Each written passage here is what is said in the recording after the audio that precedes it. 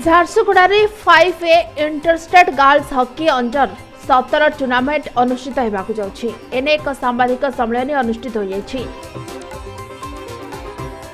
झारसुगुड़ा जिला खनिज पांची हॉल में जिला हॉकी संघ सभापति तथा जिलापाल सुनील नरभेणन सभापतित्व सह संपादक अतिरिक्त जिला मजिस्ट्रेट ब्रजबंधु भोई तत्वावधान में प्रेसमिट अनुष्ठित होता।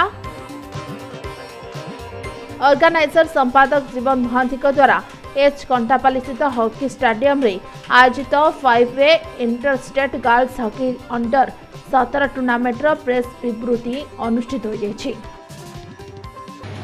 ये जो गेम होउची से पिला माने 5 जन खेलिकी जेकोसी समय आमर जमी रही चेंज करें 8 जन रोचंती टीम भितर 5 जन लेखा से खेलिए आमे या सफल करने सब प्रकार चेष्टा करुचु। से आमर एडवाइजर रही पद्मश्री डॉक्टर दिलीप तिर्की एवं बर्तमान आमर झारसुगुड़ा रही जे कि इंडिया दलर महिला दलर कैप्टेन थिले 10 वर्ष धरिकी से बर्तमान ये आसी सुभद्रा प्रधान रही से सिलेक्टर रही जोटा कि आम झारसुगुड़ा जिलापाई आम गर्वित जे कि एभली जड़े नामकरा खिलाड़ी महिला खिलाड़ी बर्तमान झारसुगुड़ा जिले में अच्छा से झारसुगुड़ा जिलार कोच भी थे।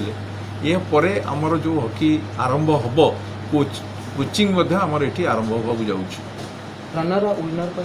आम जो चैंपियन टीम का 50,000 टंका रखीचु, रनर्स टीम का 30,000 टंका रखीचु एवं थर्ड पोजिशन को 10,000, फोर्थ पोजिशन को 10,000 सहित ट्रॉफी दौचु एवं प्रत्येक खिलाड़ी को आम जर्सी स्कट एवं सॉक्स दौचु।